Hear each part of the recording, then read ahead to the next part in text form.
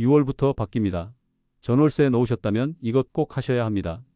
오늘 영상에서는 2025년 6월 1일부터 달라지는 전월세 신고제에 대해 아주 자세히 안내해 드리겠습니다. 이제는 신고하지 않으면 최대 30만 원의 과태료가 부과될 수 있기 때문에 반드시 알아두셔야 합니다. 단, 거짓 신고 등 중대한 위반 시에는 최대 100만 원의 과태료가 부과될 수 있습니다. 오피스텔을 임대 중이신 분들, 전세나 월세로 거주하고 계신 분들, 자녀나 손주 명의로 계약을 하신 분들까지 모두 관련된 내용입니다. 특히 어르신들이나 세입자분들이 놓치기 쉬운 핵심 정보들을 꼼꼼히 정리했으니 영상 끝까지 시청하시고 불이익 없이 안전하게 대비하시길 바랍니다. 유익하셨다면 좋아요와 구독 꼭 눌러주시고 부모님이나 지인들에게도 이 정보를 꼭 공유해 주세요. 먼저 전월세 신고제가 무엇인지부터 차근차근 알아보겠습니다. 전월세 신고제는 세입자와 집주인이 전월세 계약을 체결한 후 해당 계약 내용을 관할 주민센터나 온라인 시스템에 반드시 신고해야 하는 제도입니다. 신고 내용에는 보증금, 월세, 계약기간 등 핵심적인 계약 조건이 포함되며 이를 행정기관에 등록함으로써 거래의 투명성과 법적 보호를 동시에 확보할 수 있습니다.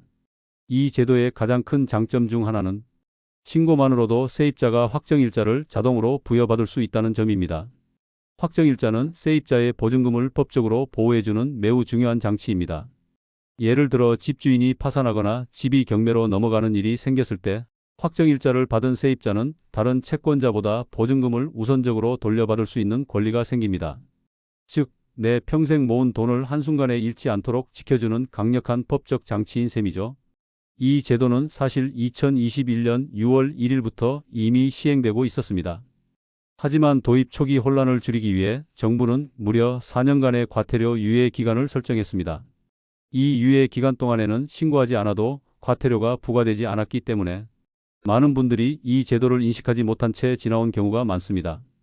하지만 이제 그 유예 기간이 2025년 5월 31일을 끝으로 완전히 종료되고 6월 1일부터는 정식으로 과태료가 부과되기 시작합니다. 주의하실 점은 6월 1일 이후에 체결되거나 갱신된 계약부터 과태료 대상이라는 점이며 이전 계약에 대해서는 소급 적용되지 않습니다.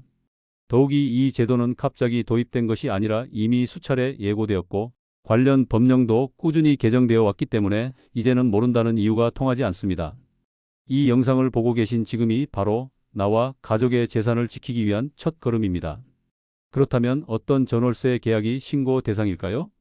이 부분은 정말 중요한 핵심입니다.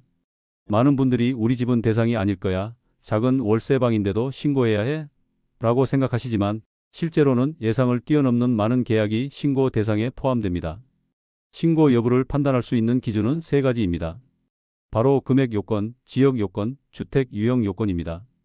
그리고 중요한 점은 이 세 가지 조건을 모두 충족해야만 전월세 신고 의무가 발생한다는 것입니다. 첫 번째는 금액 기준입니다. 보증금이 6천만 원을 초과하거나 월세가 30만 원을 초과하는 경우가 여기에 해당됩니다. 즉, 두 조건 중 단 하나라도 초과하면 금액 요건을 충족한 것으로 간주됩니다. 예를 들어 보증금이 8천만 원이고 월세가 20만 원인 경우는 보증금이 기준을 초과했기 때문에 신고 대상입니다. 반대로 보증금은 5천만 원에 불과하지만 월세가 32만 원인 경우도 월세가 기준을 넘었으므로 마찬가지로 신고 대상이 됩니다. 이처럼 보증금이 작아서 월세가 싸서 괜찮겠지 하는 생각은 매우 위험합니다. 두 번째는 지역 기준입니다.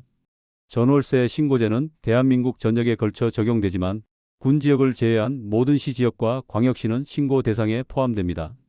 서울, 경기, 인천 등 수도권은 물론 부산, 대구, 광주, 대전, 울산, 세종 같은 광역시는 당연히 포함되고 충청도, 전라도, 경상도 등의 도지역이라도 시 지역이면 모두 신고 대상입니다. 예를 들어 강원도 원주시나 전북 익산시도 신고 대상이고 강원도 인제군이나 전남 구례군처럼 군 단위는 제외됩니다. 따라서 지방이라고 해서 신고 대상이 아닐 거라고 단정 짓는 건 금물입니다. 세 번째는 주택 유형 기준입니다. 이는 주택임대차 보호법상 주택에 해당하는지를 기준으로 판단합니다. 일반적으로 아파트, 단독주택, 다가구주택, 연립주택은 물론이고 주거용 오피스텔, 고시원, 기숙사 등 사람이 실제로 생활하는 공간은 모두 포함됩니다.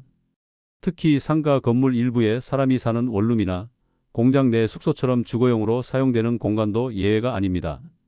불법 건축물이라 하더라도 실제 주거가 이루어지고 있다면 신고 대상에 포함됩니다. 정리하면 금액 요건보증금 6천 초과 또는 월세 30만 초과, 지역 요건광역시 및 시지역, 군지역 제외, 주택 유형 요건주택 임대차 보호법상 주택, 이 세 가지를 모두 충족하는 경우에만 전월세 신고 의무가 발생합니다. 이 조건에 해당된다면 계약일로부터 30일 이내에 반드시 신고를 마쳐야 하며 이를 어길 경우 과태료가 부과될 수 있습니다. 그렇다면 과연 누가 전월세 신고를 해야 할까요? 법적으로는 임대인과 임차인 양측 모두에게 신고 의무가 부여되어 있습니다. 하지만 둘 중 한 사람만이라도 신고를 완료하면 법적으로는 양쪽 모두가 의무를 이행한 것으로 간주됩니다. 현실적으로는 세입자가 직접 신고하는 것이 가장 유리합니다. 왜냐하면 전월세 신고를 하면 확정일자가 자동으로 부여되기 때문입니다. 이 확정일자는 세입자가 보증금을 법적으로 보호받기 위한 가장 강력한 수단입니다. 만약 집주인이 대출을 갚지 못하고 해당 주택이 경매에 넘어가게 되었을 때 확정일자가 찍힌 계약서를 갖고 있는 세입자는 우선 변제권을 확보하게 됩니다. 이 권리를 통해 다른 채권자보다 먼저 보증금을 돌려받을 수 있으므로 세입자의 입장에서는 확정일자 확보가 곧 재산 보호와 직결되는 문제입니다. 따라서 신고 의무가 있다면 되도록 임차인이 스스로 신고하여 확정일자까지 챙기시는 것이 가장 현명한 방법입니다. 신고 방법은 생각보다 어렵지 않으며 누구나 할 수 있을 정도로 간단합니다. 첫째, 가장 보편적인 방법은 가까운 주민센터를 직접 방문하는 것입니다. 이때 필요한 준비물은 전월세 계약서, 원본과 본인의 신분증입니다.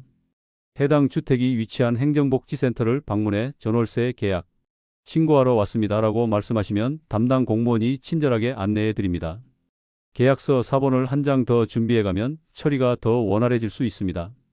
둘째, 온라인으로도 손쉽게 신고가 가능합니다.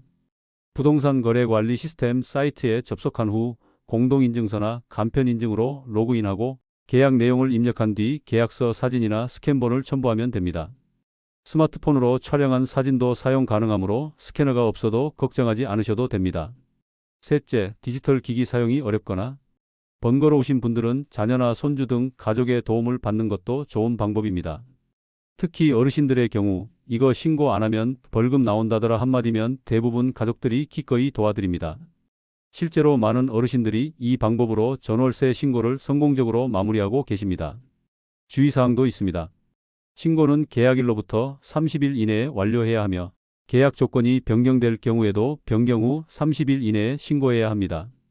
단 계약 조건에 변동이 없는 묵시적 갱신의 경우에는 신고 의무가 없습니다. 또한 과거에는 확정일자만 받아도 보증금이 보호된다고 알고 계신 분들이 많지만 이제는 전월세 신고 또는 전입신고 시 임대차 계약서를 함께 제출해야 확정일자가 부여됩니다. 전입신고만으로는 확정일자가 자동 부여되지 않는다는 점 꼭 기억하시기 바랍니다.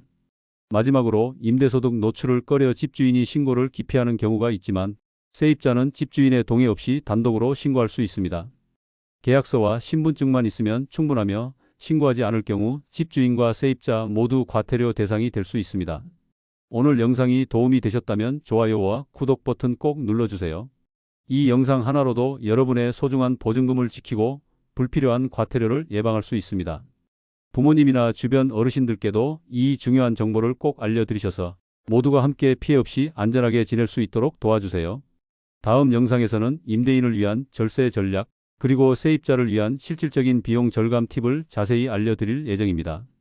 실생활에 꼭 필요한 유익한 내용들이 이어지니 채널 구독과 알림 설정도 잊지 마시고 꼭 해두시길 바랍니다. 여러분의 소중한 재산을 지키는 첫걸음은 정보에서 시작됩니다. 오늘 전해드린 내용을 실천에 옮기셔서 걱정 없는 전월세 생활 누리시길 바랍니다. 시청해 주셔서 진심으로 감사드리며 우리는 다음 영상에서 다시 뵙겠습니다. 건강하시고 평안한 하루 보내세요.